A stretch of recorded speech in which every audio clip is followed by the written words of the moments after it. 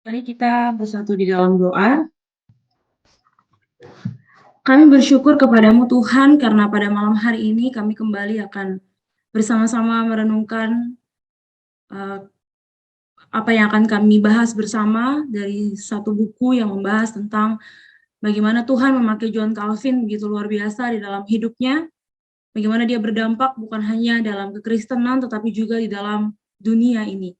Tuhan, biarlah pembahasan kami pada malam hari ini boleh berkenan di hadirat Tuhan, dan kami boleh mengerti dan mengagumi Tuhan yang luar biasa di dalam kehidupan John Calvin secara pribadi, yang juga menjadi dampak bagi kami sampai saat ini.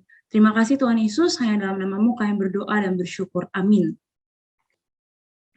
Ya, selamat malam Bapak Ibu yang terkasih dalam Tuhan.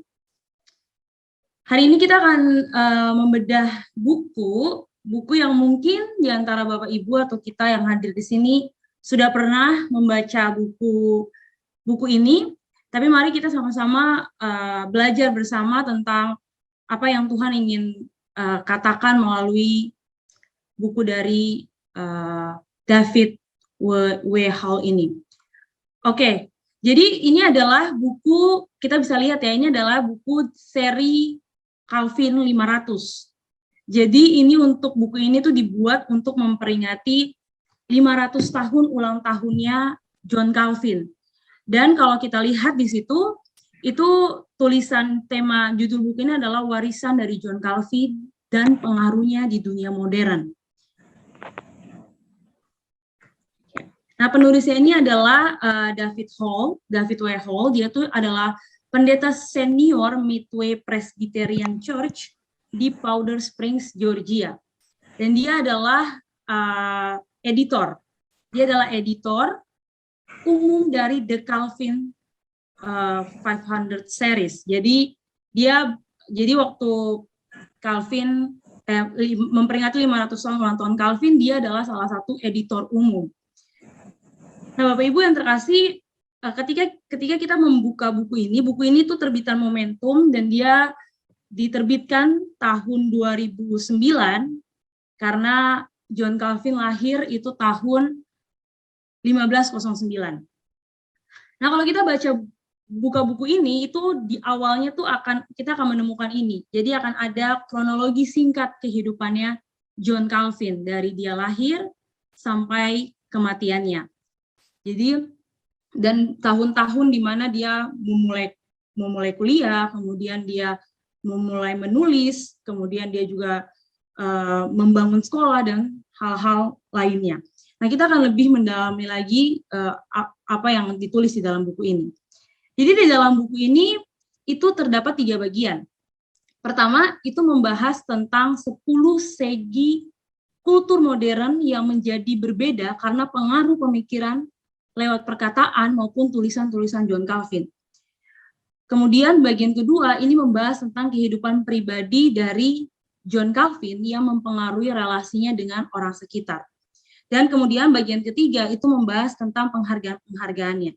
Nah, Bapak Ibu, buku ini cukup tipis, hanya 123 halaman, jadi tidak tebal, tetapi buku ini cukup ringkas dan banyak informasi yang padat gitu. Jadi kalau kita bertanya kenapa harus membaca buku ini, maka kita perlu membaca buku ini. Jika kita tertarik untuk membaca buku ini, itu supaya kita bisa mengetahui secara singkat dan sederhana apa saja pengaruh dari pengajaran John Calvin bagi perkembangan dunia modern. Bagaimana Alkitab dan kebenaran Allah itu hadir di dalam berbagai aspek yang ada di dunia.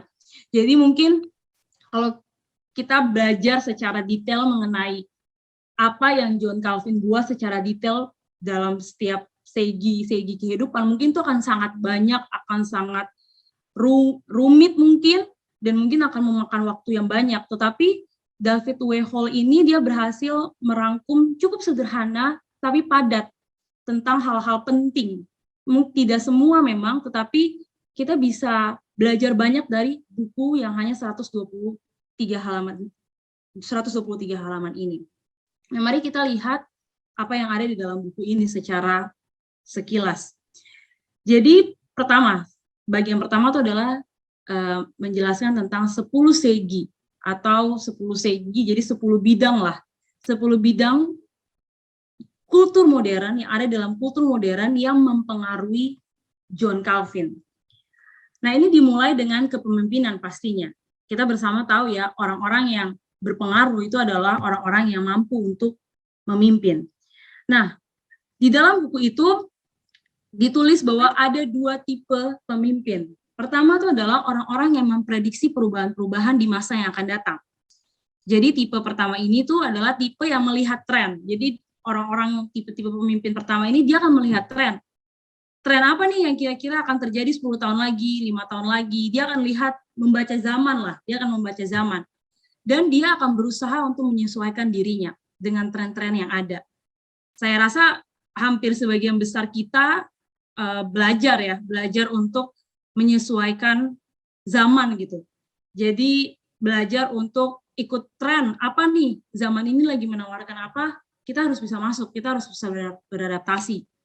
Jadi jenis pemimpin yang pertama ini, dia memahami arah dari satu parade dan berusaha menjadikan dirinya pemimpin dari parade itu, pemimpin dari era itu gitu. Jadi tipe pertama ini adalah dia yang memahami ketika dia tahu nih, oh ini zaman, misalnya sekarang zaman digital, berarti dia akan berusaha untuk beradaptasi dengan era digital sehingga dia bisa menjadi pemimpin di era ini. Nah, itu tipe pertama. Tetapi tipe kedua, ada tipe kedua yang ditulis oleh David W. Hall ini, yaitu orang-orang yang mengubah prediksi-prediksi tentang masa yang akan datang. Dan tipe kedua ini masuk kepada John Calvin. Jadi John Calvin ini adalah tipe pemimpin yang kedua, yaitu orang-orang yang mengubah prediksi-prediksi tentang masa yang akan datang. Maksudnya gimana? Maksudnya kayak gini. Orang yang pemimpin tipe kedua ini, mereka tuh akan mengamati. Mereka akan mengamati arah satu parade, tetap arah satu zaman gitu. Mereka akan mengamati. Kemudian, tapi mereka tidak belajar untuk beradaptasi. Jadi mereka bukan belajar beradaptasi, mereka mengamati bukan untuk beradaptasi, tapi mereka mengamati untuk memutuskan apakah zaman atau periode itu perlu dikoreksi. Jadi orang tipe kedua ini atau David Hall ini dia menulis bahwa ini adalah John Calvin itu. John Calvin adalah tipe pemimpin yang kedua. Ketika dia melihat zaman, dia melihat tren, dia tidak belajar untuk beradaptasi, tetapi dia memutuskan, dia berpikir apa yang harus dikoreksi di zaman yang akan berjalan ini, apa yang harus dipersiapkan di zaman yang akan berjalan ini. Jadi kalau istilahnya tuh dia bukan mengikuti tren, tetapi dia pembuat tren gitu, John Calvin. Jadi dia bukan orang yang ikut arus, tetapi dia yang menentukan arus itu mau kemana. Nah, itu adalah tipe pemimpin kedua yang ada di dalam diri John Calvin. Jadi inilah yang membuat kenapa kenapa buku ini ditulis dengan warisan John Calvin. Karena dia benar-benar mewariskan sesuatu yang berasal dari pemikiran dia dan juga tulisan-tulisan dia. Mari kita lihat apa yang ditulis di dalam 10 bidang yang dipilih oleh David W. Hall untuk masuk dalam buku ini. Pertama, kita selalu mengenal hal ini, selalu berhubungan dengan pendidikan. Ketika berbicara mengenai pengetahuan, ketika berbicara mengenai zaman, ketika berbicara mengenai iman pun, pasti pendidikan itu punya peranan. Jadi pertama itu adalah pendidikan akademi. Keberhasilan dalam mendirikan sebuah universitas yang bertahan lama itu tidak terjadi sampai Calvin meletakkan tangannya pada bajak pendidikan setelah Jenewa berketetapan hati dalam identitas Protestannya pada tahun 1550-an. Jadi di sini mau dikatakan bahwa sebelum John Calvin itu tidak ada universitas yang bertahan lama. Jadi di Jenewa secara khususnya ya, tidak ada universitas yang bertahan lama sampai akhirnya Calvin turun tangan dan ketika juga saat itu Jenewa berketetapan hati untuk mengubah hatinya untuk menjadi menjadi negara yang ikut Protestan pada tahun 1550. Nah, kemudian ada 2 level kurikulum gitu yang terjadi. yang John Calvin lakukan di bidang pendidikan, yaitu adalah terdapat 2. Pendidikan umum bagi para pemuda Jenewa, Kolose, itu disebut Kolose atau sekolah privata, dan yang kedua adalah seminari untuk mendidik para hamba Tuhan, sekolah publika. Jadi kita bisa lihat ya, John Calvin ini, karena dia punya hati untuk Tuhan, dan dia mengasihi Tuhan, maka ketika dia membangun sekolah atau membangun universitas, dia menyediakan 2 bidang ini. Jadi ada seminari untuk para hamba Tuhan dan juga ada pendidikan umum. Nah, akademi ini tuh dimulai pada tahun 1558. John Calvin bersama sahabat dekatnya, yaitu Theodore Beza. Mereka sebagai pemimpin fakultas teologi. Nah, bangunan yang dibangun oleh mereka ini itu diresmikan 5 Juni 1559, dan ada 600 orang hadir di katedral Santo Pierre. Nah, pada waktu kematian Calvin itu tahun 1564, itu ada 1.200 mahasiswa di Kolose dan 300 di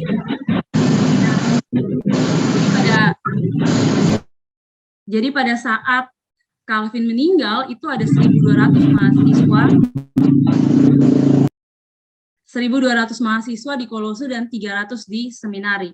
Dan sekolah yang dibangun oleh mereka berdua ini itu disebut sebagai pelopor-pelopor pendidikan umum modern. Jadi karena mereka membangun sekolah dan berhasil bertahan secara khusus di Jenewa saat itu, maka disebut sebagai pelopor-pelopor pendidikan modern. Dan melalui pendidikan ini, pandangan Calvinistik mengenai pengaruh Kristen masuk dalam semua bidang kehidupan. Jadi ada di Fakultas Hukum dan Kedokteran, pengaruh-pengaruh pemikiran Calvinistik, teologi-teologi Calvin itu masuk ke dalam pendidikan umum juga, sehingga itu mempengaruhi banyak orang yang studi di situ. Dicatat di dalam buku ini bahwa meluluskan orang-orang hukum terkemuka seperti Francis Hotman dan Denis Godefroy. Dan itu karena hasil dari pembangunan sekolah ini membantu juga kemajuan kultural dan politik. Jadi John Calvin ini bukan sekedar membangun universitas, tetapi dia juga memasukkan nilai-nilai teologi di dalamnya gitu. Sehingga orang-orang yang belajar di dalamnya bukan hanya mendapatkan nilai secara ilmu pengetahuan saja yang berdasarkan teori ilmu pengetahuan, tapi ada juga pandangan-pandangan Calvinistik, yaitu teologi-teologi yang dipikirkan dan ditulis oleh Calvin ini. Jadi ini adalah pengaruh pertama. Pengaruh pertama dan bahkan disebut sebagai pelopor, salah satu pelopor-pelopor pendidikan umum modern. Kemudian yang kedua itu adalah kepedulian terhadap orang miskin, the Bourse. Jadi tidak semua orang yang serta-merta, tidak banyak itu yang mengaitkan Calvin dengan simpati terhadap orang miskin atau kaum papa. Jadi tidak banyak orang yang membahas tentang ini gitu. Karena Calvin itu kan akademisi, seorang yang scholar lah, seorang yang berpendidikan, seorang yang duduk di meja dan juga memikirkan sesuatu gitu. Orang-orang melihat Calvin seperti itu. Jadi jarang sekali orang membahas tentang kepedulian Calvin terhadap orang-orang miskin dan kaum papa. Nah, Calvin ini berpikir, tetapi Calvin dia berpikir tentang belas kasihan gereja. Ketika dia melayani di gereja, dia berpikir tentang belas kasihan gereja. Belas kasihan gereja itu dapat diekspresikan dengan baik, dengan sangat baik melalui diaken-diaken yang ditabiskan, yang mewakili kemurahan hati pribadi gitu, kemurahan hati pribadi dari setiap jemaat. Jadi peran gereja nih. Jadi Calvin membawa satu pemikiran, membawa satu belas kasihannya, dia mengatakan bahwa gereja dengan diaken-diaken nih yang ditabiskan itu mewakili jemaat-jemaat untuk memberikan kemurahan hati bagi orang-orang miskin, bagi orang-orang yang butuh untuk ditolong. Maka itu di dalam buku ini ditulis, ada tulisan tentang Calvin and social welfare, itu atau diaken dan juga the Bourse ini. Jadi untuk menolong, ini adalah organisasi untuk menolong orang-orang miskin. Dan itu bukan hanya sekedar kata-kata, tetapi Calvin mencetak buku studi sejarah yang membukakan wawasan tentang pengaruh Calvin pengaruh Calvin pada budaya reformasi, tetapi secara khusus berfokus pada dampak abadi pemikirannya tentang kesejahteraan sosial melalui diakonia gereja. Jadi John Calvin ini dia menulis bahwa belas kasihan gereja itu penting, belas kasihan gereja itu dibutuhkan, dan itu pengaruh dari budaya reformasinya dia melalui diakonia yang ada di dalam gereja. Jadi bagaimana peran dari diakonia gereja itu bisa menggapai orang-orang miskin, bisa menggapai orang-orang yang butuh pertolongan. Nah, the Bourse franchise ini menjadi tiang kesejahteraan masyarakat di Jenewa. Jadi kita bisa lihat di sini John Calvin mengatakan seperti ini. Belas kasihan gereja yang mula-mula seharusnya menjadi tolok ukur bagi kekristenan kita sendiri. Jika kita ingin dipandang sebagai orang Kristen dan ingin dipercayai bahwa ada gereja di tengah-tengah kita, organisasi ini harus ditunjukkan dan dipertahankan. Harus ada pendeta-pendeta yang secara murni mengemban doktrin keselamatan dan kemudian diaken-diaken yang memiliki kepedulian terhadap orang-orang miskin. Jadi John Calvin mau mengatakan bahwa peran gereja itu sangat penting. Gereja berada di satu kota atau di satu wilayah atau di satu tempat yang pasti mungkin di sekitarnya ada orang miskin, ada orang yang membutuhkan. Gereja harus berperan. Gereja harus harus menunjukkan pelayanannya, pelayanan belas kasihannya. Maka itu The Bourse franchise ini menjadi tiang kesejahteraan masyarakat Jenewa. Belas kasihan ini di Eropa pada masa Calvin hampir sebesar pengaruh teologi di bidang-bidang lainnya. Jadi pengaruh teologi Calvin itu kan bukan hanya untuk gereja dan kekristenan, tapi pemikiran teologi Calvin itu meluas, salah satunya ini. Dan agen-agen diakonianya yang terlibat, yang memberi penampungan bagi anak-anak yatim piatu, lanjut usia, dan orang-orang yang tidak mampu. Itu adalah peran dari organisasi The Bourse ini. Dan The Bourse ini juga menaungi orang-orang sakit dan menangani orang-orang yang terlibat dalam perbuatan immoral. Nah ini, jadi itulah yang terjadi saat itu. Dan ini menjadi pelopor. Jadi tadi yang pertama, pelopor-pelopor pendidikan era modern. Kemudian kali ini juga, The Bourse ini juga menjadi pelopor dari lembaga-lembaga relawan pada abad 19 dan abad 20 awal di Barat, di negara-negara Barat. Jadi dalam satu dekade saat itu, dari tahun 1550 sampai 1560, itu sekitar 60.000 pengungsi melewati Jenewa. Suatu jumlah yang dapat menimbulkan tekanan sosial yang signifikan. Maka The Bourse ini, The Bourse untuk menolong organisasi untuk menolong orang-orang yang miskin dan kaum papa ini, itu meringankan penderitaan penduduk Prancis pada abad ke-19 dan abad 20. Jadi inilah yang John Calvin lakukan bersama dengan timnya. Nah, prinsip-prinsip apa aja sih prinsip-prinsip reformasi kesejahteraan Calvin yang berpengaruh bagi The Bourse atau kepedulian terhadap orang miskin ini apa? Jadi pertama itu adalah bantuan kesejahteraan. Jadi bantuan kesejahteraan ini diperuntukkan bagi orang-orang yang benar-benar membutuhkan.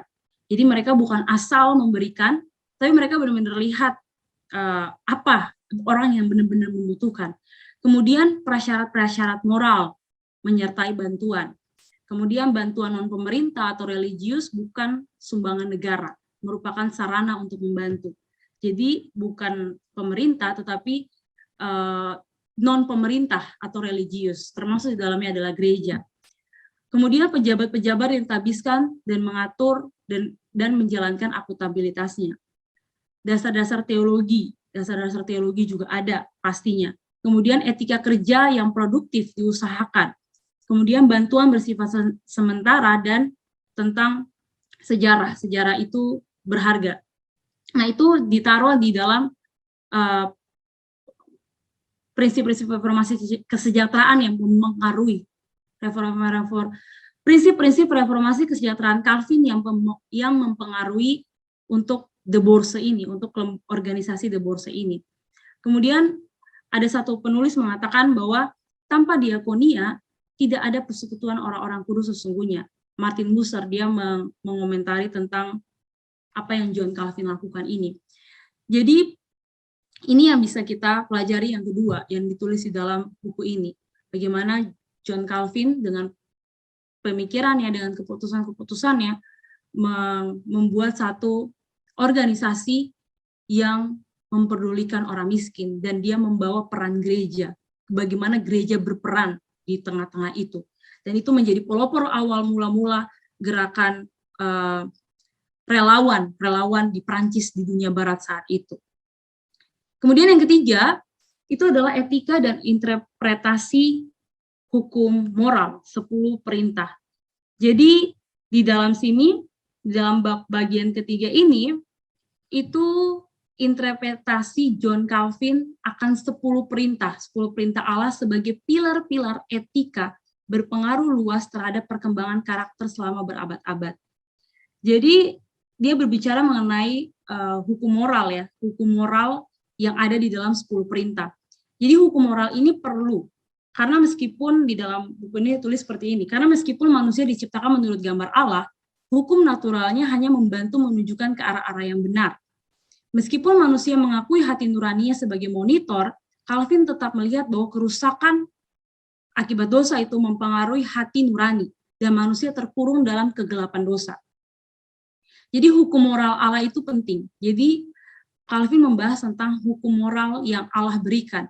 Hukum moral Allah itu bukan hanya niscaya atau sekedar saja, tetapi itu juga merupakan anugerah menurut John Calvin. Jadi pandangan yang secara fundamental sedemikian positif mengenai hukum Allah ini menjadi kontribusi etika Calvin yang khas. Jadi John Calvin mengatakan bahwa mencatat bahwa hukum moral Allah itu penuh dengan ragam implikasi, sehingga tidak seharusnya dibatasi kepada aplikasi-aplikasi yang sempit. Setiap perintah dan hukum moral mengharuskan sebaliknya. Jadi contoh kasus seperti ini. Jika orang tidak boleh mencuri di dalam 10 hukum, jika orang tidak boleh mencuri, maka ia harus melindungi hartanya dan harta orang lain. Jika orang tidak boleh berbohong, maka ia harus mengatakan kebenaran. Jika tidak boleh berzina, maka ia harus memupuk kesetiaan dalam pernikahan. Jadi John Calvin ingin menjabarkan itu. Dia menjelaskan tentang hukum moral yang Allah berikan di dalam 10 perintah itu. Jadi Calvin mengatakan gini, jika yang ini menyenangkan Allah, maka yang sebaliknya tidaklah menyenangkan Allah. Jika Allah memerintahkan hal yang ini, maka ia melarang hal yang sebaliknya. Jika ia melarangnya itu, ia memerintahkan yang sebaliknya. Jadi aplikasi luar dari hukum moral ini menciptakan dasar bagi sebuah teori etika yang menyebar di barat pada waktu itu. Dan itu juga memaparkan suatu pengembangan yang tidak selalu ada dalam sejumlah teologi lain. Jadi John Calvin punya pemikiran ini, dia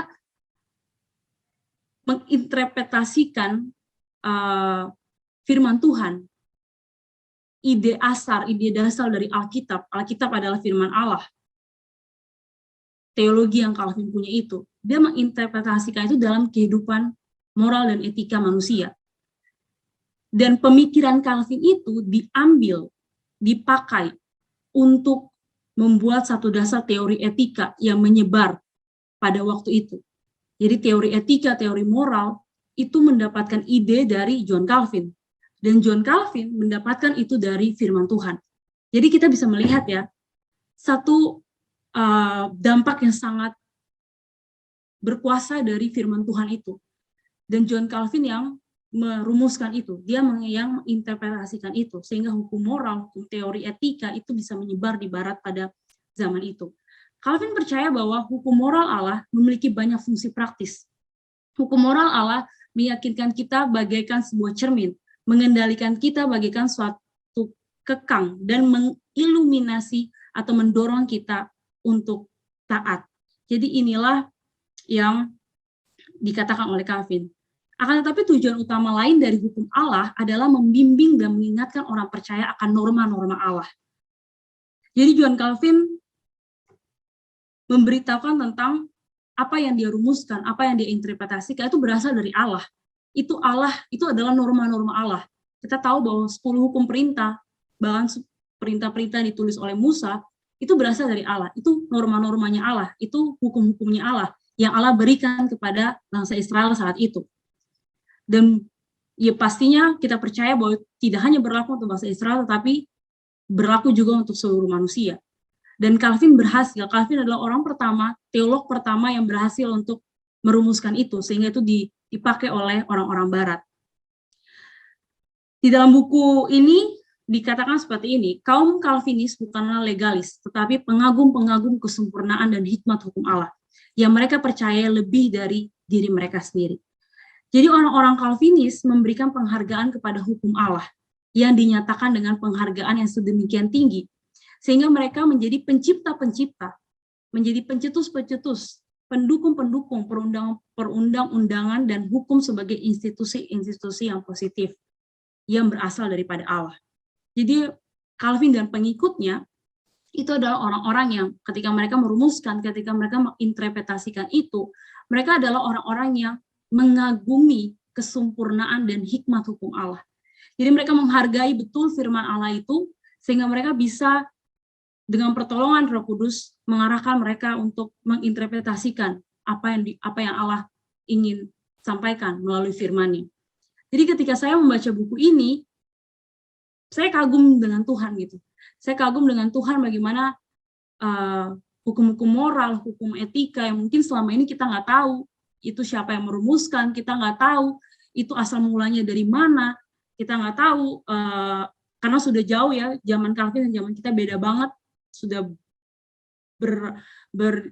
bertahun-tahun, berabad-abad, tetapi melalui ini saya dibukakan gitu. Saya pribadi melihat bahwa benar bahwa segala sesuatu itu berasal dari Allah. Semua akar itu berasal dari Allah. Allah lah yang memulai segala sesuatu.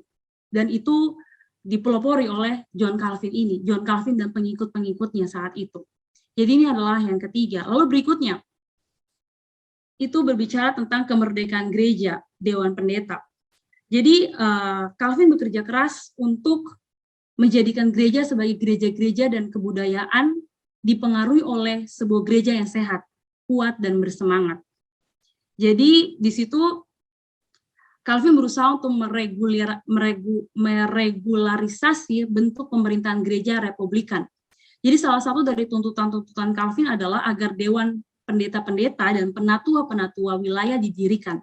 Calvin juga bersikeras agar gereja bebas campur tangan politik, pemisahan yuridiksi, bukan merindukan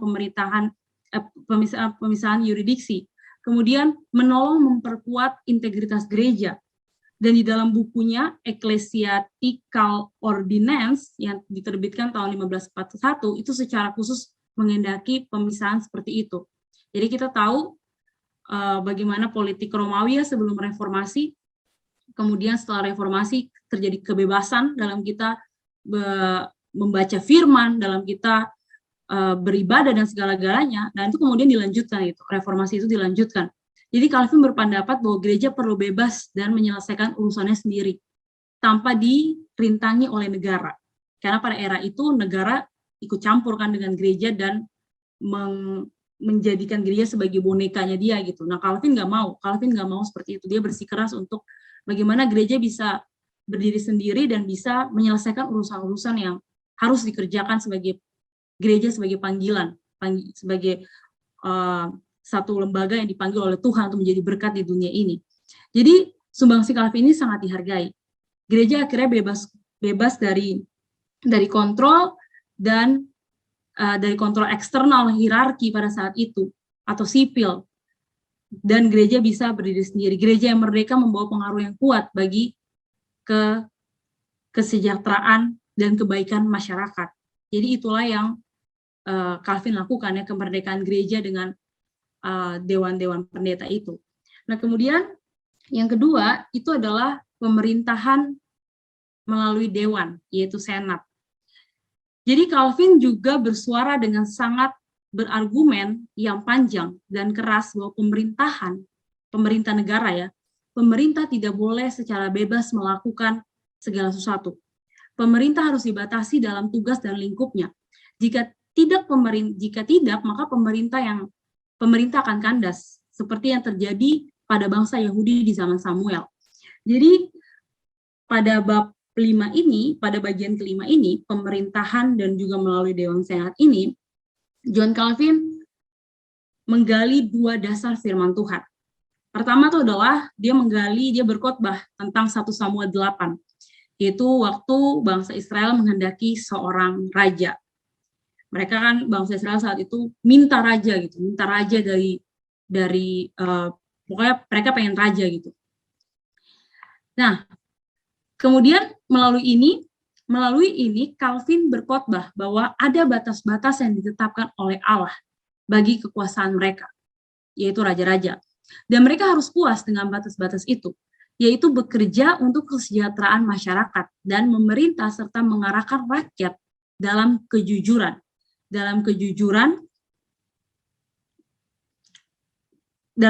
dan keadilan yang sesungguhnya, tidak sombong dengan kedudukan mereka sendiri, tetapi sadar bahwa mereka juga adalah orang-orang yang berada di bawah Allah.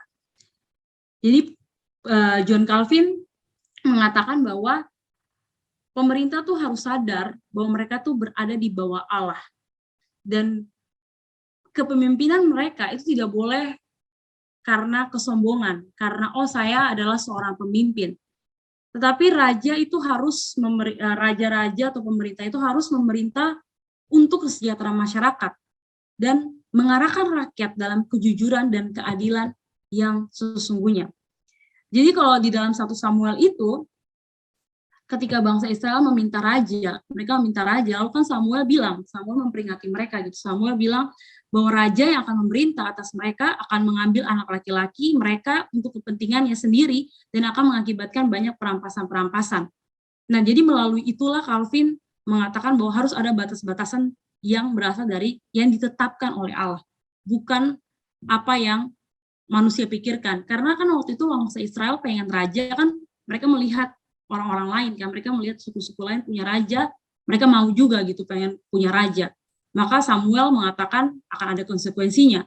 Tetapi kemudian John Calvin mengutip bagian itu, mengambil 1 Samuel 8 itu, dan dia berkhotbah bahwa harus ada ketetapan Allah. Allah harus memerintah karena pemerintah itu ada di bawah Allah. Kemudian di dalam isi khotbah ini isi khotbah 1 Samuel ini nih, isi khotbahnya seperti ini. Isi khotbah Calvin adalah tunduk kepada gubernur bukanlah tanpa batas, tetapi untuk kepentingan orang banyak dan keuntungan publik. Pemerintah tidak boleh berperang dengan gegabah. Raja-raja memiliki otoritas hanya sejauh mereka memenuhi syarat-syarat kovenan Allah. Kemudian rakyat yang ada di bawah otoritas raja-raja, tetapi pada waktu yang sama raja-raja harus memperhatikan kesejahteraan rakyat agar mereka dapat melaksanakan tugas-tugas yang ditetapkan kepada mereka oleh Allah dengan nasihat yang baik dan pertimbangan yang matang. Jadi itu adalah isi dari khotbahnya John Calvin dari 1 Samuel ini. Jadi tunduk kepada gubernur bukanlah tanpa batas, tetapi untuk kepentingan orang banyak dan keuntungan publik. Kan firman Tuhan juga ada bilang tunduk kepada pemerintah, tetapi bukanlah tanpa batas. Itu ada kepentingan. Tunduk dalam hal apa dulu? Tunduk dalam hal kepentingan orang banyak dan keuntungan publik. Kemudian pemerintah tidak boleh sembarang berperang dan gegabah. Dan raja memiliki otoritas hanya sejauh mereka memenuhi syarat-syarat kovenan Allah. Ini khotbah yang diberitakan John Calvin di Jenewa saat itu. Kemudian khotbah kedua itu adalah Keluaran 18, yaitu rancangan tipe republikan yang disarankan oleh Yitro. Pada saat Musa kewalahan untuk memimpin bangsa Israel, lalu Yitro mertuanya datang dan bilang, kayaknya kamu harus bagi-bagi deh, kalau enggak kamu nggak bisa menangani bangsa ini. Jadi suatu inovasi yang bukan berasal dari pikiran manusia. Menurut penafsir-penafsir, seperti Aquinas dan Machiavelli sampai Althusius dan Ponet memandang nasihat Yitro ini sebagai satu contoh asali tentang federalisme dan republikanisme.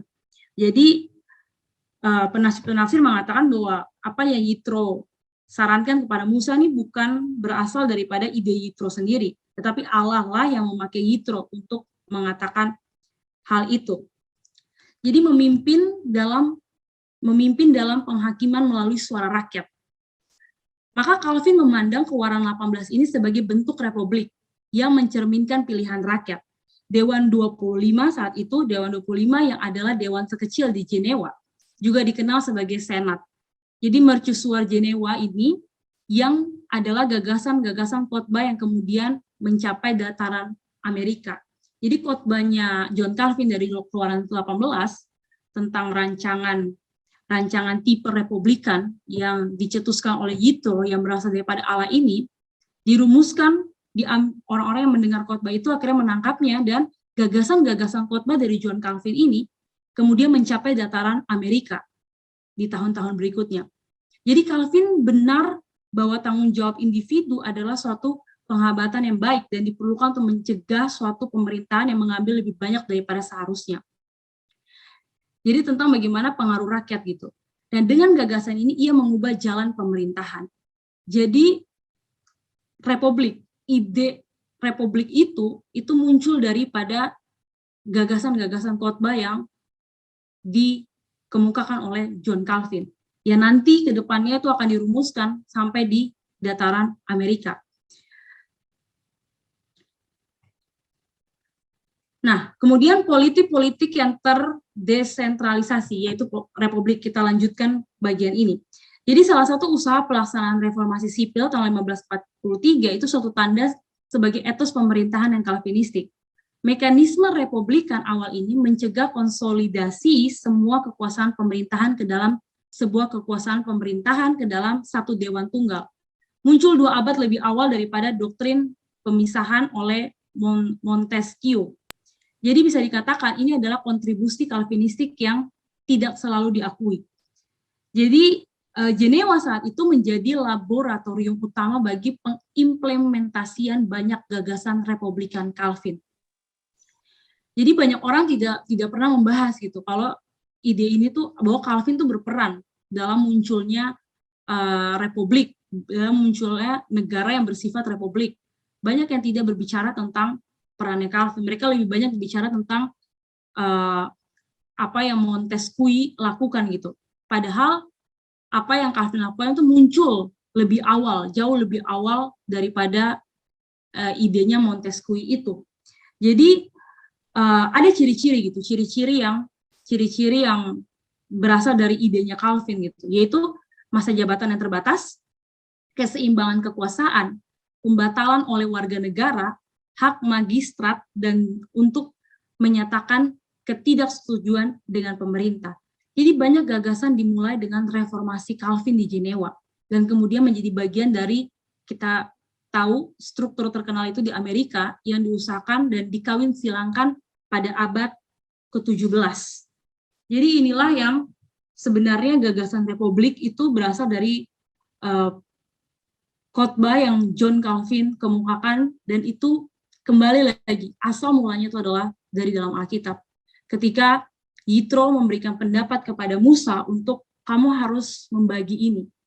Kamu harus memilih, harus ada orang-orang yang dipilih untuk memimpin suku-suku Israel. Tidak bisa kamu sendiri, tidak bisa tunggal kamu, harus dibagi. Nah, hal ini akhirnya diperluas ketika murid-murid Calvin di Belanda, di Inggris, dan di Skotlandia mengembangkan gagasan-gagasan ini. Inilah yang kita bisa pelajari bersama tentang apa yang Calvin lakukan. Apa John Calvin dan juga pengikut-pengikutnya, murid-muridnya yang bersama-sama merumuskannya bersama dengan dia. Kemudian berikutnya adalah, ini salah satu lagi ciri-ciri yang dikemukakan oleh Calvin ya, yang menjadi pelopor republikan ini adalah kebebasan berbicara, kebebasan berkumpul, dan kebebasan berpendapat. Inilah yang menjadi satu hal yang John Calvin pengaruhi. Lalu berikutnya adalah kesetaraan di antara semua profesi, doktrin panggilan atau vokasi. Calvin berpendapat bahwa pekerjaan memiliki martabat inheren yang diberikan oleh pencipta kita, meninggikan semua disiplin dan pekerjaan-pekerjaan yang sah menurut hukum ke status panggilan-panggilan yang kudus. Calvin berpendapat bahwa siapapun dapat dipanggil ke bidang kedokteran, hukum, atau pendidikan sebagaimana seorang pendeta dipanggil untuk melayani gereja. Jadi Calvin di dalam bagian ini dijelaskan bahwa Calvin itu bilang bahwa panggilan untuk menjadi seorang pendeta, untuk melayani gereja, itu sama pentingnya dengan seorang yang dipanggil menjadi seorang dokter, seorang yang dipanggil menjadi seorang hukum, dan seorang yang dipanggil untuk menjadi seorang pendidik, atau bidang vokasi apapun, bidang pekerjaan apapun. Pekerjaan itu penting bagi semua orang yang dijadikan menurut gambar Allah. Dan dengan demikian, bagi Calvin, semua panggilan itu penting. Bukan kadang-kadang kan kita berpikir, oh yang ambil pendeta, yang ambil sekolah teologi itu lebih kudus atau lebih mulia, lebih penting. Enggak, Calvin mengatakan tidak seperti itu. Panggilan kita, apapun itu sama pentingnya. Calvin setuju bahwa dengan pernyataannya Paulus di Perjanjian Baru, bahwa entah kita makan atau minum, kita melakukan semua itu untuk kemuliaan Allah. Itulah akhirnya melalui pemikiran mula-mula dari John Calvin pada zaman itu, akhirnya melahirkan tokoh-tokoh yang benar-benar melayani Tuhan di bidangnya. Melayani, yang tidak lagi melihat bahwa oh hanya orang-orang yang melayani di gereja aja nih yang lebih penting daripada yang lain-lain, enggak. Tetapi orang-orang yang akhirnya membuat mereka melihat bahwa oh pekerjaan ini penting. Maka itu ada satu komposer terkenal bernama Johann Sebastian Bach. Itu dia menandai setiap lembaran musiknya yang asli dengan inisial SDG, Soli Deo Gloria. Kemuliaan hanya bagi Allah. Jadi organis itu memahami karakter Calvinisme ini dan mengaplikasikannya dalam karyanya. Jadi dia sebagai komposer besar, si Johann Sebastian Bach ini, dia selalu menulis inisial SDG, Soli Deo Gloria. Dan bahkan bukan hanya dia, beberapa orang Kristen yang terbaik dalam sejarah dunia ini juga mengamplikasikan ketuhanan Kristus ke dalam pekerjaan mereka sendiri dan melayani sebagai pemimpin dalam berbagai bidang untuk kemuliaan Allah.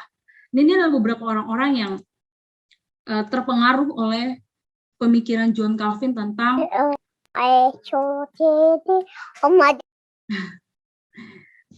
pemikiran John Calvin tentang doktrin panggilan. Jadi tentang vokasi, tentang panggilan spesifik setiap orang-orang yang sudah ada di dalam Tuhan, dalam Kristus. Nah, ini ada Rembrandt. Dia adalah seorang seniman. Dia orang-orang ini yang ada di layar ini adalah orang-orang yang terpengaruh yang dipengaruhi oleh pemikirannya Calvin itu, bagaimana mereka berkarya untuk Tuhan di bidang mereka. Jadi ada Rembrandt, seorang seniman, ada John Milton, seorang puitis, orang yang membuat puisi, kemudian ada Johannes Althusius, seorang politikus, dia yang memberikan teori politik, kemudian ada Hugo Grotius, seorang yang melahirkan hukum-hukum internasional, dan ada Adam Smith, seorang ekonom. Dan ada banyak lagi yang akhirnya mempertajam panggilan mereka selagi mereka bekerja dari wawasan dunia Calvinistik.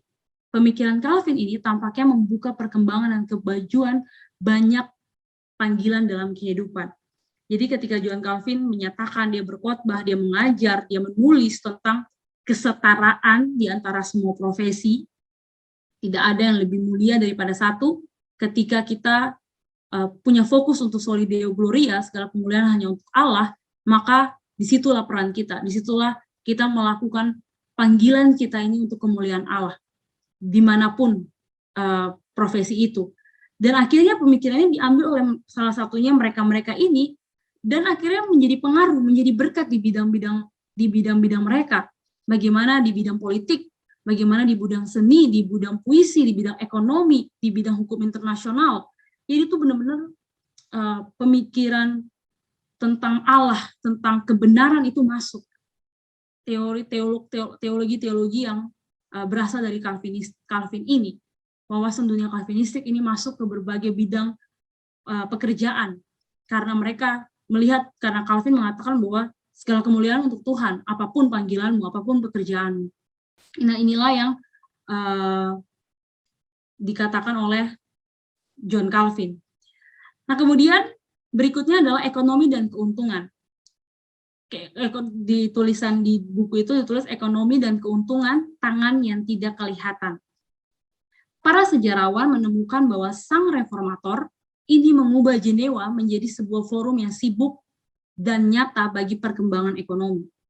Jadi dengan semangat intelektual yang bertumbuh yang ditunjukkan oleh pendiri Akademi Calvin itu, yang sekolah universitas yang dia bangun itu, dan kehadiran institusi-institusi keuangan modern. Misalnya waktu pada saat itu adalah ada Bank Medici. Jadi Jenewa menjadi salah satu pusat yang ideal untuk menyempurnakan ekspor, untuk bagi penyempurnaan dan ekspor reformasi saat itu di Jenewa. Maka ketika berbicara mengenai bidang ekonomi, itu pun masuk. Di mana Calvinisme menyebar, dikatakan di dalam buku itu, dimanapun Calvinisme menyebar juga kecintaan atas pasar bebas dan kapitalisme. Hal ini dapat ditinjau jika melihat perekonomian Jenewa sebelum dan sesudah Calvin.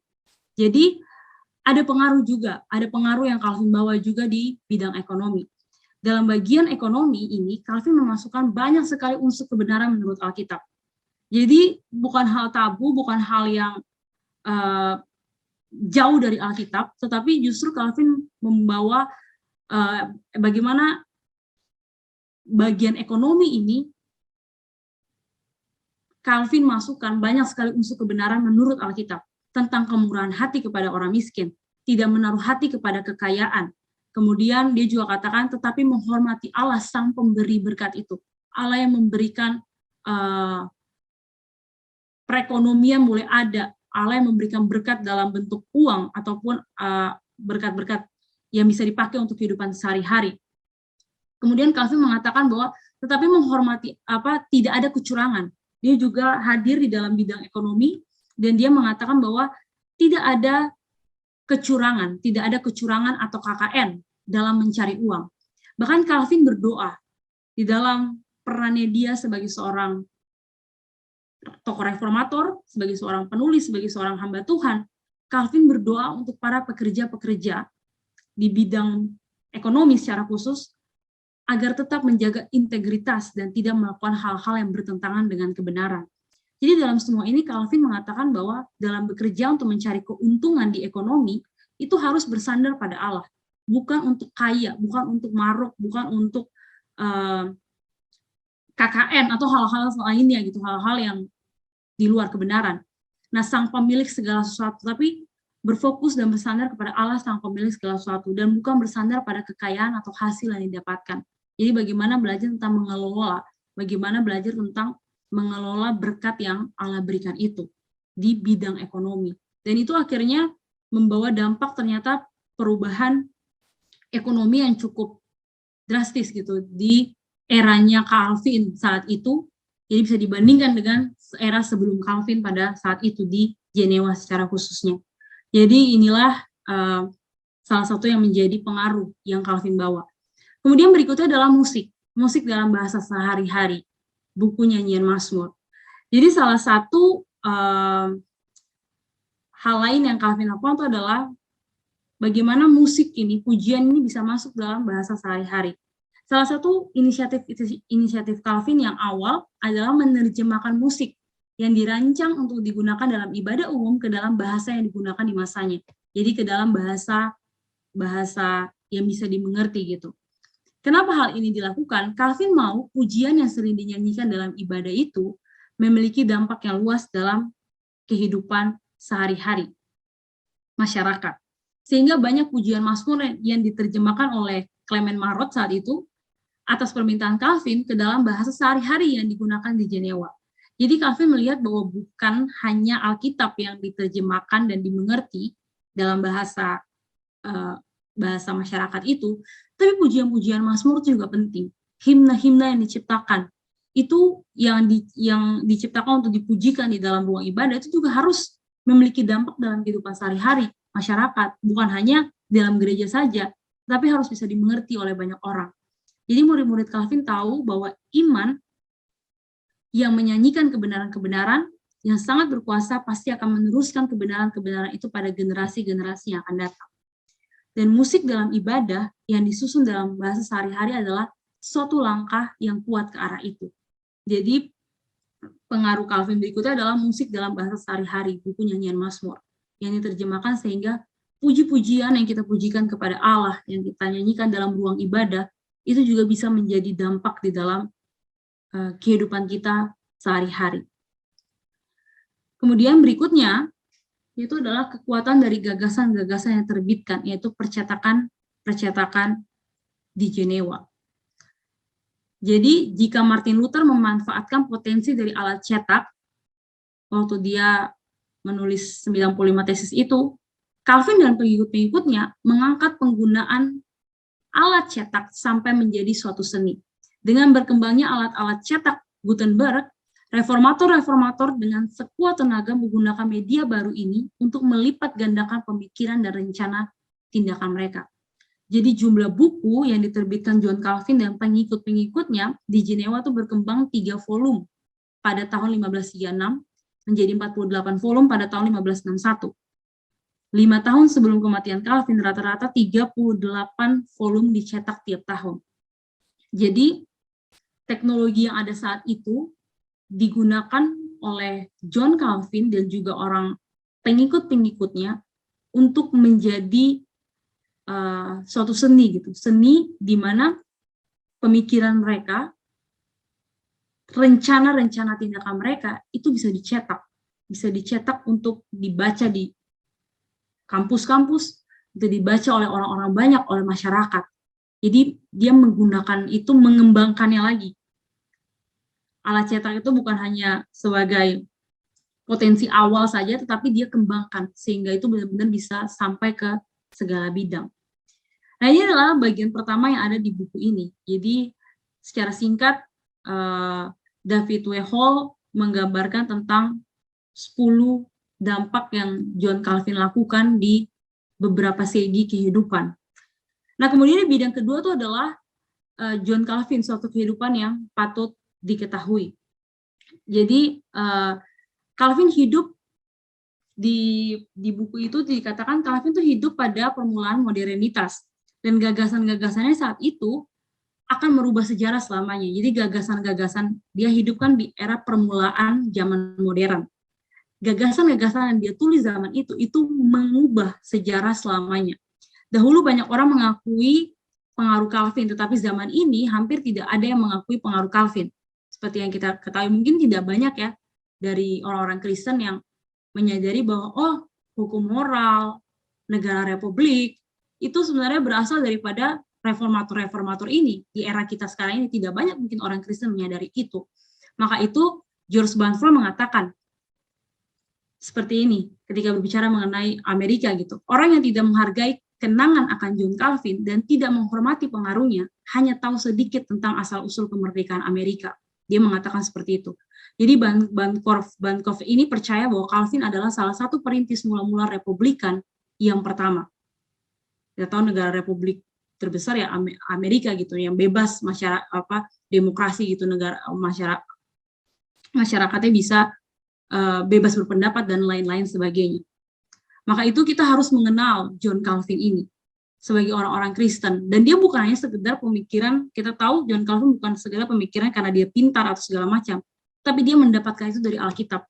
Dia mengetahui semua jawaban itu dari Alkitab dan dia interpretasikan kepada zaman, dan akhirnya itu menjadi berkat untuk berbagai banyak bidang yang ada di dalam dunia ini.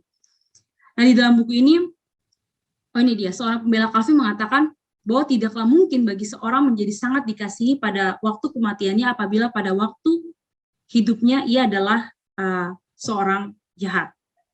Ini masih belum. Nah, jadi Bapak Ibu, di dalam buku ini tuh dikatakan banyak hal ya. Jadi Calvin ini dituliskan bahwa di dalam buku bagian kedua ini ada tentang kehidupan John Calvin, tapi mungkin saya tidak perlu membahas terlalu detail karena kehidupan John Calvin ini sama aja seperti yang sudah pernah kita bahas tentang biografinya John Calvin itu juga ada di dalam buku ini. Di dalam buku ini ada di dalam bab kedua membahas tentang kehidupan sekilas tentang John Calvin, biografinya, apa yang dia lakukan, segala macamnya ada. Dan saya rasa tidak perlu dibahas terlalu dalam karena kita sudah sering belajar tentang biografi dari John Calvin. Tetapi saya mau membahas tentang bagaimana pengaruh dia bukan hanya tentang waktu dia hidup, bahkan sampai kematiannya.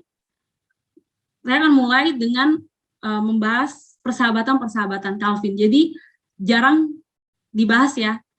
Ada yang berpendapat Calvin itu orang yang pendiam, orang yang tidak terlalu banyak bergaul. Tetapi dalam buku ini itu membahas tentang bagaimana Calvin bersahabat dan apa sih pendapat dari sahabat-sahabatnya kepada Calvin ini.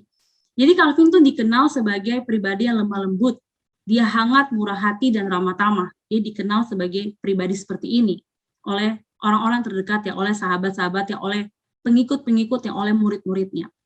Nah, ini ada beberapa pendapat tentang John Calvin. Jadi bukan saja Calvin dipuji pada saat kematiannya, tetapi banyak temannya memiliki gagasan-gagasan yang sama, yang terus melanjutkan usahanya. Sebuah studi mengenai surat-surat Calvin, jadi ternyata Calvin punya banyak sekali sahabat, dia punya banyak sekali teman, dia punya banyak sekali rekan gitu. Sehingga Calvin di dalam studi-studi para sejarawan merekap tentang si John Calvin ini, mereka menyingkapkan suatu pola relasi dalam John Calvin. Polanya itu adalah pola persahabatan dan perekanan. Jadi sahabat dan rekan. Calvin dikenal sebagai pribadi yang mampu bersahabat dan menjadikan sahabatnya itu rekan kerjanya, rekan pelayanannya. Dan bahkan di dalam buku ini dituliskan John Calvin ini bukan hanya hebat dalam bergaul gitu, berteman, tapi dia juga hebat dalam mempertahankan persahabatan. Tidak jarang orang berhasil mempertahankan persahabatan gitu. Tidak banyak orang yang bisa mempertahankan sahabatnya, tapi kalau John Calvin tuh bisa mempertahankan persahabatan dan juga sahabat-sahabat itu menjadi rekan kerjanya, rekan pelayanannya. Ini adalah beberapa pendapat tentang Calvin.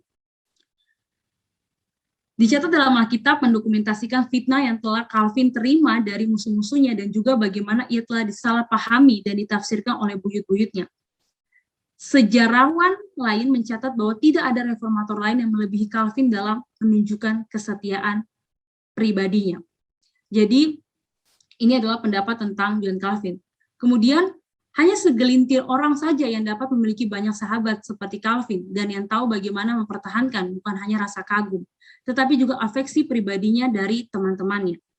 Persahabatan yang ia miliki, persahabatan yang Calvin miliki itu dengan gurunya maupun rekan-rekannya merupakan kesaksian-kesaksian yang cukup kuat bagi fakta bahwa ia tahu bagaimana menggabungkan komitmennya yang sungguh-sungguh dan mendalam terhadap pekerjaan dengan keramah tamahan dan keluasan yang mampu mengambil hati setiap orang terhadapnya.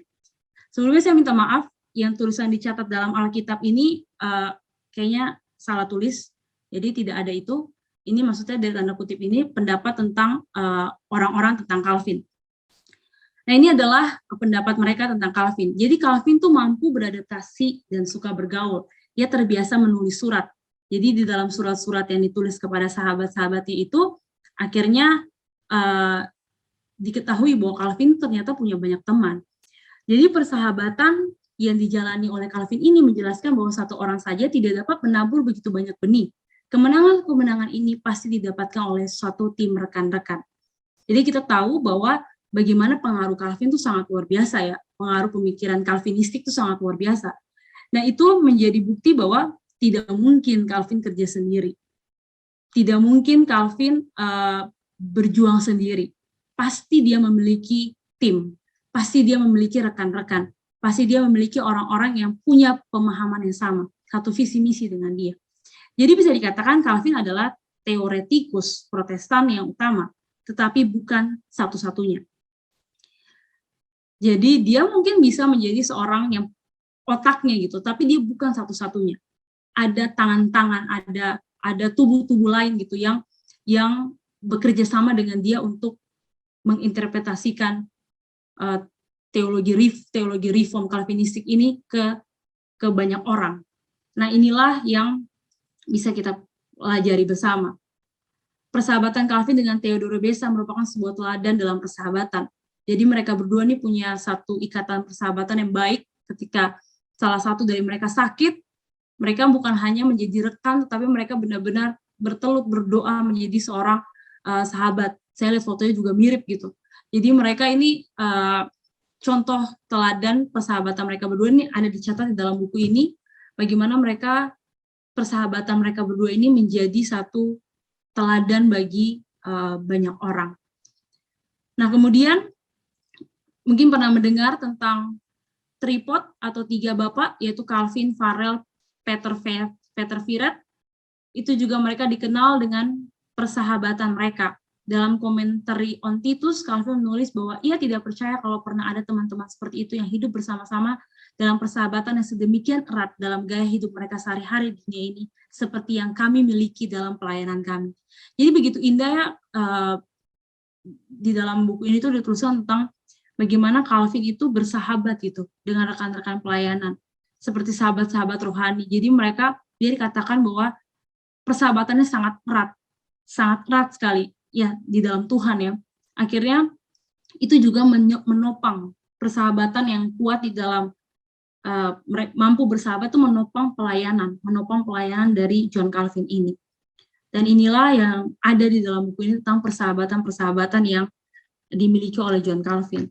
Lalu berikutnya adalah, nah ini dia, apa yang dimulai di Jenewa dengan kader rekan-rekan multinasionalnya yang semuanya berusaha meluaskan Republik Kristus, bertumbuh menjadi suatu gerakan yang bercirikan teologi, gagasan-gagasan dan pandangan unik tentang sejarah yang menyebar jauh melampaui kota Jenewa. Jadi Calvin tidak bekerja sendiri, tapi dia punya sahabat-sahabat yang punya visi yang sama, yang punya tujuan yang sama untuk meluaskan tentang Kristus gitu, meluaskan tentang pemerintahan Kristus di berbagai bidang. Nah, kemudian terakhir tuh berbicara mengenai kematian Calvin, 27 Mei 1564. Seperti yang tadi sudah dikatakan, bukan hanya hidupnya yang berpengaruh, tapi kematiannya pun berpengaruh. Jadi, maaf itu saya belum hapus di atasnya. Nah, tahun-tahun terakhir kehidupan Calvin itu diwarnai dengan penyakit fisik yang kronis dan dorongan yang hampir kompulsif untuk menulis sebanyak mungkin. Jadi di tengah-tengah tahun-tahun terakhirnya Calvin tidak diam gitu. Dia karena dia sakit, karena dia punya penyakit kronis, dia tidak berhenti gitu, tapi dia menggunakan waktu itu untuk menulis sebanyak mungkin. Apa yang bisa, ketika otaknya masih bisa berpikir, dia ingin bersumbangsi, dia ingin melakukan sesuatu untuk berdampak bagi kehidupan banyak orang. Dan moto pribadinya adalah, Tuhan, di sini aku mempersembahkan hatiku dengan siap sedia. Ini adalah moto pribadinya John Calvin. Jadi warisan teologi John Calvin ini mampu menjangkau lebih banyak orang setelah kematiannya daripada puncak popularitas yang ditulis di dalam buku itu. Nah, di dalam salah satu tulisan surat wasiat Calvin, dia mengatakan seperti ini. Celakalah aku, hasrat dan semangatku begitu sembrono dan lemah, sehingga aku mengakui kegagalanku yang tidak terhitung banyaknya, dan ia bersyukur kepada Allah untuk kemurahannya. Jadi John Calvin di akhir-akhir hidupnya dia mereview perjalanan hidup selama dia hidup. Dan lagi-lagi dia dengan kerendahan hati dia menemukan, padahal dia sudah berdampak luar biasa, tapi dia mengatakan celakalah aku. Hasrat dan semangatku begitu sembrono. Dia menemukan kegagalan-kegagalannya, tetapi dia akhiri selalu dengan ia bersyukur kepada kemurahan Allah, kepada kasih Allah di dalam hidupnya. Kemudian John Calvin menulis juga satu surat wasiat yang ditujukan kepada Theodore Beza, itu temannya. Dia mengatakan seperti ini. Jika beberapa orang yang tidak dapat diyakinkan ketika saya masih hidup, kematian saya bagaimanapun juga akan menunjukkan bahwa saya bukan orang yang menghasilkan uang. Jadi John Calvin sebelum dia meninggal, dia berpikir bahwa kalau dia mati, apa yang akan terjadi gitu. Dia mau kematiannya itu membuat orang-orang yang tadinya tidak yakin tentang dia, yang berpikir dia mencari uang, dia bekerja untuk segala macam, itu menemukan bahwa dia melayani Tuhan. Dia memberitakan tentang kebenaran, bukan untuk kepentingannya sendiri, bukan untuk dipuji, bukan untuk disanjung. Nah, kita bisa lihat ini dari ketika Calvin mati, kematian Calvin itu dituliskan bahwa seisi negara berduka atas kematian warganya yang paling bijaksana, orang tua semua orang. Jadi pada saat kematian Calvin tuh ada satu statement yang mengatakan seperti ini, seisi negara berduka. Atas apa? Atas kematian warganya yang paling bijaksana dan orang tua semua orang. Terakhir adalah kerendahan hati dari Calvin. Apa sih kerendahan hati dari Calvin? Kerendahan hati dari Calvin adalah dia mengaku kagum akan Luther dan reformator-reformator lainnya. Jadi dia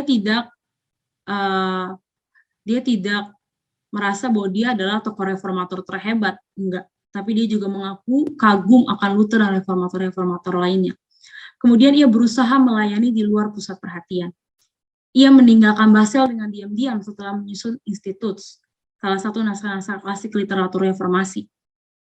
Setelah dibuang, ia tetap membangkitkan gairah Jenewa. Jadi kan dia pernah dibuang dari Jenewa, tapi dia tetap membangkitkan gairah Jenewa. Ia berusaha menghindari menjadi satu-satunya pemimpin yang kelihatan. Ia dengan gembira melayani di gereja dan tidak menginginkan kekuasaan politik atau hukum. Ketika hampir meninggal, ia mengevaluasi prestasi-prestasinya sendiri dengan kerendahan hati yang besar. Ia tidak mendesain suatu sistem pemerintahan korporat yang memberi dia lebih banyak otoritas daripada orang lain. Jadi John Calvin ini, dia benar-benar adalah satu pribadi yang rendah hati. Dia benar-benar memberikan diri untuk melayani Tuhan. Dia tidak mau dilihat, dia tidak mau dipandang secara berlebihan gitu. Dia mau Kristus yang dilihat di dalam dirinya. Dia mau pemikirannya, pemahamannya tentang firman Tuhan, tentang Alkitab, itu menjadi dampak untuk kekekalan, untuk nama Tuhan dimuliakan, bukan dia. Bahkan dia juga mengagumi tokoh-tokoh reformator lainnya. Dan akhirnya penghargaan-penghargaan ini mengukur seseorang John Calvin ini setelah banyak generasi. Jadi dalam buku ini ada banyak penghargaan yang diutarakan dari kaum Baptis, dari kaum Anglikan, dari kaum Independen, dan kaum Metodis tentang seorang Calvin ini. Jadi teman dan musuh sama-sama mengakui pengaruh Calvin. Demikian juga pengikut-pengikut Puritannya. Jadi pengaruh Calvin ini benar-benar luar biasa. Dan John Calvin bukanlah milik denominasi atau tradisi religius. Pemikiran dan karyanya jauh lebih besar daripada itu. Ia melampaui waktu dan tradisi. Seperti di awal tadi, dia adalah seorang pemimpin yang memprediksi masa depan dan melihat apa yang bisa diubah. Apa peran saya nih? Peran saya untuk bisa merubah. Dan bukan hanya peran saya, tetapi berdasarkan firman Tuhan, berdasarkan kebenaran yang berasal daripada Allah. C.S. Lewis mengatakan kesegaran, keberanian, dan kemodernan Calvinisme. Jadi inilah yang bisa saya bagikan secara sekilas tentang buku ini. Dan waktu saya secara pribadi, apa yang saya dapatkan dari buku ini, seperti tadi sudah saya bilang, saya mengagumi Allah lebih lagi gitu. Saya melihat bahwa Allah bekerja luar biasa di dalam hidup seorang John Calvin. Selama ini mungkin kita hanya tahu John Calvin dengan pengaruh teologinya dalam reformasi gereja, itu penting, tetapi ternyata dia melakukan karya yang besar, yang lebih luas lagi gitu, yang lebih luas, yang bisa jadi berkat untuk banyak orang di dunia ini. Dan itu masuk ke dalam berbagai macam bidang yang ada di segi-segi kehidupan. Ya demikianlah yang bisa saya bagikan. Mungkin ada yang pernah baca buku ini, bisa sharingkan juga, atau ada masukan tambahan lainnya, dipersilakan. Malam, Chantal. Malam, kok. Iya, ini buku saya baru baca sampai di halaman 29 sih. Jadi di bagian poin 10 itu. Oke, iya. Jadi penjelasan Chantal itu ya membantu juga sih. Jadi saya sudah ada gambaran lebih jelas lagi. Ya ibarat puzzle itu sudah mulai dilengkapi lagi dan lebih jelas gitu ya gambarannya. Nah saya berpikir gini Chantal, ini penulis ini menulis buku ini itu apa? Ini kan judulnya kan warisan John Calvin gitu ya. Iya. Nah, sesuatu yang diberi ke penerus-penerus berikutnya begitu. Nah, saya berpikir mungkin ini dia memberikan suatu apa ya? Kayaknya pesan bahwa ini adalah satu apa itu kayak golden rule gitu. Hmm. Ya, golden rule untuk kita yang baca begitu. Ya, Oke. bagaimana kita bisa nangkap strateginya si Calvin itu. Kan di situ banyak poin-poin tentang akademi, tentang pekerjaan, ekonomi gitu ya. Iya. Nah, itu kan di Jenewa gitu kan. Sedangkan Iya. kita di Indonesia. Nah, jadi memang kalau dilihat mustahil ya rasanya kita mau jadikan ini seperti di Indonesia gitu kan. Begitu. Cuma ya saya melihat itu kita bisa lakukan di bagian kita gitu. Contohnya kayak saya berusaha gitu ya, punya toko gitu. Bagaimana saya melihat di poin-poinnya di buku itu yang mana bisa saya terapkan dalam pekerjaan saya begitu. Ya, mungkin kalau ada yang di dunia politik begitu kan, saya melihat seperti gambaran Ahok gitu kan. Saya baru saya kilas balik, wah, itu dia mencoba memasukkan nilai-nilai Calvinisme itu di dalam berpolitiknya dia begitu. Tapi memang ya jadinya memang keras juga perjuangannya kan. Ya, Ahok pernah bilang saya itu ibaratnya seperti lampu gitu ya, terang gitu waktu dia masuk ke tempat yang gelap, wah pada kelihatan semua begitu. Makanya banyak yang nggak suka dengan dia karena yaitu prinsip-prinsip Calvin itu yang dia coba masukkan ke dalam dunia politik begitu. Nah, jadi saya melihat nih si penulis ini dia itu bertujuannya di situ gitu. Nah, jadi bagaimana kita bisa melihat warisan Calvin ini yang sudah dibuat ya. Jadi kalau kita disiplin, kita ikutin apa yang Calvin buat ini, ya diharapkan sesuai dengan yang Calvin mau gitu ya. Nah itu saya pikir warisan Calvin yang bisa kita dapatkan gitu. Jadi tidak hanya kita membaca aja buku ini sambil lalu, tapi ini ya bisa diterapkan gitu ya contoh ya. Ya Iya. kan, nggak berlaku ini kan ceritanya di Jenewa kan ini. Dia Mm-mm. buat aturan di situ dan kita melihat bagaimana Jenewa itu menjadi satu negara yang memiliki kepercayaan yang tinggi gitu kan. Orang-orang selalu arahnya ke sana kalau untuk hal-hal yang penting ya, perjanjian, hal-hal yang menyangkut kepercayaan tinggi itu selalu rujukannya ke Jenewa, daerah sana begitu kan. Nah mungkin kita bisa pakai warisan ini untuk kita terapkan dalam kehidupan kita, panggilan kita gitu ya contoh. Saya melihatnya seperti itu sih. Iya betul Ya itu kok. contoh. Makasih. Terima kasih sharingnya kok. Saya jadi teringat karena Ko Hoyan tadi singgung, saya teringat waktu saya masuk tingkat 1 di sekolah di STTB, saya waktu itu belajar, saya lupa lagi mata kuliahnya apa, tapi waktu itu belajar tentang sejarah Indonesia gitu. Maksudnya tentang negara Indonesia gitu. Lalu kita bahas tentang apa peran orang Kristen gitu di Indonesia pada saat Indonesia merdeka waktu tahun 1945, waktu perumusan Pancasila dan lain-lainnya. Lalu saya ingat waktu itu dosen saya dia bahas tentang bagaimana waktu penyusunan Pancasila itu, saya minta maaf karena saya lupa siapa nama tokoh itu, tetapi dia adalah seorang Kristen gitu. Jadi ada 2 orang Kristen yang ikut dalam rapat perumusan Pancasila itu. Jadi awalnya kan Pancasila itu pengennya tuh atas syariat Islam kan. Kemudian orang-orang Kristen ini mereka tuh hadir di dalam perumusan itu dan mereka bersuara bahwa tidak bisa hanya berbicara tentang satu aja gitu, tentang agama yang mayoritas saja. Sedangkan di sini mereka berbicara mereka tuh ada orang Kristen gitu, ada meskipun mereka minoritas. Dan akhirnya singkat cerita di dalam pengaruh mereka itu akhirnya Pancasila pertama itu adalah satu ketuhanan yang Maha Esa. Jadi saya mengingat itu bahwa peran kita nih sebagai orang Kristen itu kan mereka di dunia politik ya. Dan mereka itu orang Kristen itu kalau nggak salah Maramis atau siapa gitu, kayak orang Kristen lah, orang Kristen saat itu yang ada di perumusan Pancasila, akhirnya dia punya dampak untuk kemerdekaan Indonesia gitu, dan dia adalah seorang Kristen, seorang yang percaya Tuhan Yesus gitu.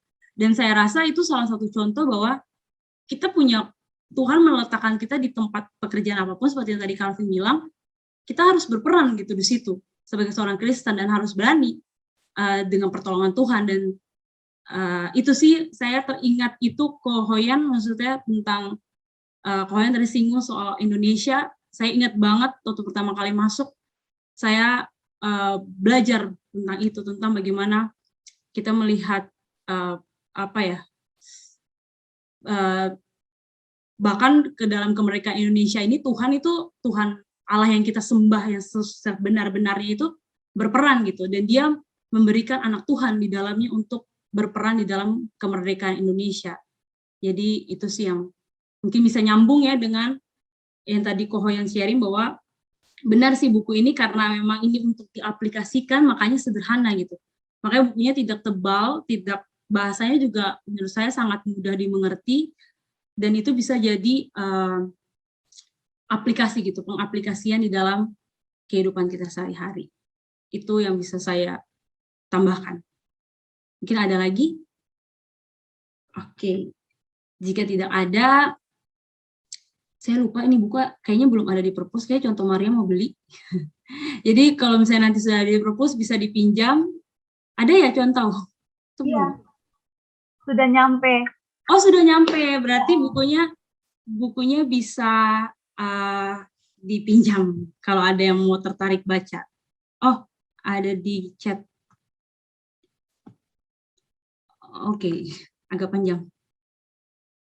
Oke, untuk apa sih John Calvin repot-repot bahas pendidikan, negara, ekonomi, itu manusia juga bilang.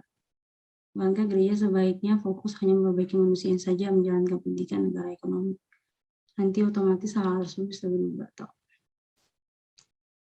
Oke, ya saya paham sebenarnya intinya. Kenapa Calvin harus capek-capek bahas itu? Kalau menurut pandangan saya pribadi, nanti mungkin Musa bisa tolong bantu. Kalau menurut pandangan saya pribadi, kenapa sih Calvin harus membahas itu di bagian-bagian politik, pendidikan, negara, ekonomi, dan lain-lainnya? Saya melihat bahwa dunia ini kan kita percaya bahwa Tuhan yang menciptakan gitu. Tapi dunia ini jatuh dalam dosa. Tapi dunia yang jatuh dalam dosa ini bukan berarti Allah lepas tangan gitu. Allah lepas tangan dari apa yang sudah Allah mulai.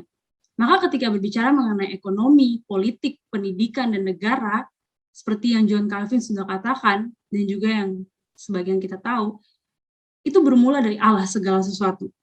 Allah yang sebenarnya kalau kita belajar Alkitab dengan sungguh-sungguh, kita menggali, kita mendalami Alkitab dengan benar, kita akan menemukan bahwa politik, hukum, semua, bahkan lembaga gereja, lembaga keluarga, segala sesuatu itu ada di dalam Alkitab. Jadi, tetapi kita ada dalam dunia yang berdosa gitu. Ada dalam dunia yang berdosa, sudah jatuh dalam dosa, sehingga hukum atau moral atau politik yang ada, yang sebenarnya itu Allah yang ide segala sesuatu berasal dari Allah, yang kita bisa lihat itu dari ketika Allah membentuk bangsa Israel itu, ketika Allah menjadikan bangsa Israel sebagai satu bangsa, itu kan Allah menyusun pemimpin, ada pemerintahan di sana. Allah memberikan hukum, Allah juga ada politik juga di sana. Maksudnya banyak, semua sudah itu berasal dari Allah. Tapi karena kita hidup dalam dunia sudah jatuh dalam dosa, akhirnya semua itu rusak. Semua itu tidak baik gitu. Semua itu akhirnya menjadi dalam tanda kutip kotor gitu. Orang-orang melihat ekonomi itu kotor. Orang-orang melihat politik itu kotor. Karena kita ada dalam dunia yang berdosa.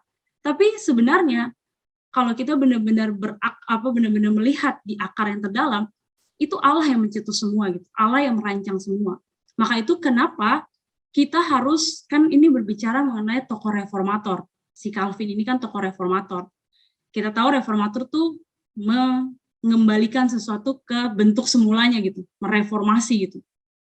Nah, apa yang Calvin dan tokoh-tokoh reformator berikan, mereka memberikan pendapat untuk bagaimana Alkitab dan kebenaran ini bisa masuk ke dunia politik, bisa masuk ke dunia pendidikan, bisa masuk ke ekonomi.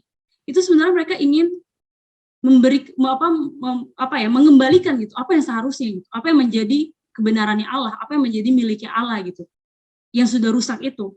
Makanya Calvin hadir di ekonomi, Calvin hadir di politik, dia hadir di pendidikan, dia hadir di pemerintahan dengan ide-idenya, dengan dengan pemikiran-pemikirannya, dengan tulisan-tulisannya, supaya apa yang seharusnya menjadi milik Allah, apa yang seharusnya menjadi kebenaran Allah tuh ada di sana gitu. Jadi saya rasa dan kalau panggilan mereka bergereja bersekutu sama saudara seiman PI, bukankah itu yang lebih penting untuk gereja? Itu memang penting. Kita penting untuk penginjilan, untuk jangkau jiwa, untuk kehidupan kekal. Tetapi kita perlu ingat bahwa segala sesuatu itu adalah milik Allah dalam dunia ini. Meskipun mereka tidak mengenal Allah, meskipun mereka tidak percaya kepada Allah. Maka itu kita juga harus jadi saksi. Kita harus hadir di bidang-bidang itu untuk memberitahu apa yang benar gitu, untuk meluruskan apa yang salah. Kalau misalnya ekonomi dunia bilang, oh korupsi itu biasa, kecil-kecilan, boleh lah itu. Kita harus hadir dan menjadi saksi bahwa nggak bisa, korupsi itu nggak boleh. Kita harus hidup berintegritas. Misalnya, contoh lagi dalam dunia pendidikan, seperti yang kita pernah bahas sebelumnya. Oh, dunia ini diciptakan dari teori Big Bang dan segala macam. Kita harus hadir meluruskan bahwa enggak, itu adalah Allah, karya Allah, ide asal itu dari Allah. Misalnya hal-hal seperti itu. Misalnya politik dengan apa yang tadi ya John Calvin bilang bahwa oh orang-orang pemerintahan ini mereka tuh orang-orang yang sombong karena mereka memimpin, jadi mereka pikir mereka tuh keren karena dipilih oleh orang-orang oleh rakyat gitu. Sedangkan John Calvin yang ngomong nggak bisa. Kamu sebagai seorang pemimpin, kamu harus sadar kamu dipilih oleh rakyat gitu, dan ada batasnya, ada batas kepemimpinanmu, dan kamu berkuasa itu pun untuk kesejahteraan rakyat. Jadi itu sih pendapat yang bisa saya sampaikan tentang kenapa sih kita harus hadir di tengah-tengah bidang kita, atau berbicara lebih khusus isu-isu politik, negara, ekonomi, pendidikan. Menurut saya, yang saya pahami seperti itu. Mungkin ada tambahan, Muse? Iya, jadi mestinya pertanyaan ini juga ditanyakan pada waktu berbicara tentang Calvin dan misi. Kenapa Calvin capek-capek untuk menekankan orang Kristen harus memberitakan Injil? Jadi Calvin capek-capek bukan hanya urusan ekonomi, politik, pemerintahan, tidak. Dia capek untuk semua apa yang diajarkan Alkitab. Jadi itu kita mesti clear dulu ya. Jadi bukan berarti Calvin cuma capek ngurusin apa yang mungkin orang anggap tidak penting. Calvin capek untuk ngurusin apa yang Alkitab anggap itu penting. Jadi juga termasuk pemberitaan Injil, misi yang pernah kita bahas itu, Calvin juga capek-capek. Bahkan dia tuh kurang tidur karena dia pakai waktunya untuk belajar Alkitab, membuat eksposisi Alkitab. Dan harusnya itu juga pertanyaan ditanyakan, kenapa Calvin capek-capek untuk itu. Jadi bukan sekedar itu ya. Itu poin pertama. Poin yang kedua ya jelas kenapa capek-capek ya, karena kita itu apa ya, bukan mendewakan Calvin ya, tapi kita itu cukup bersyukur Tuhan pakai Calvin karena Calvinnya itu setia sama Alkitab. Itu penting. Jadi pada waktu kita belajar tokoh-tokoh yang dicatat dalam sejarah dianggap orang-orang penting, hati kita mesti terjaga untuk tidak mengagumi sampai melebihi batas. Yang contoh Elsa katakan tadi tepat sekali, kita harusnya mengagumi Tuhan yang memakai Calvin. Ya kita kembali tadi, kenapa mesti capek-capek ya tadi, karena Calvinnya memang setia sama Alkitab, dan Alkitab memang memberikan prinsip-prinsip tentang bernegara, memberikan prinsip-prinsip tentang ekonomi, memberikan prinsip-prinsip tentang kehidupan sosial, memberikan prinsip-prinsip tentang berbagai hal. Meskipun tidak semua itu secara tertulis nyata, tapi prinsip-prinsipnya itu ada. Karena prinsipnya ada, maka itu diajarkan oleh Calvin. Tapi menurut saya, dari apa yang Calvin tuliskan, tetap kita harus kembali kepada mengerti apa yang terpenting dan apa yang penting. Sebagai jemaat kita mesti mengerti itu. Jadi jangan sampai kita kemudian melihat, oh Calvin nih begitu capek luar biasa membicarakan ekonomi, politik dan sebagainya. Sehingga kita terlena mengabaikan yang terpenting. Bicara semua itu penting kok.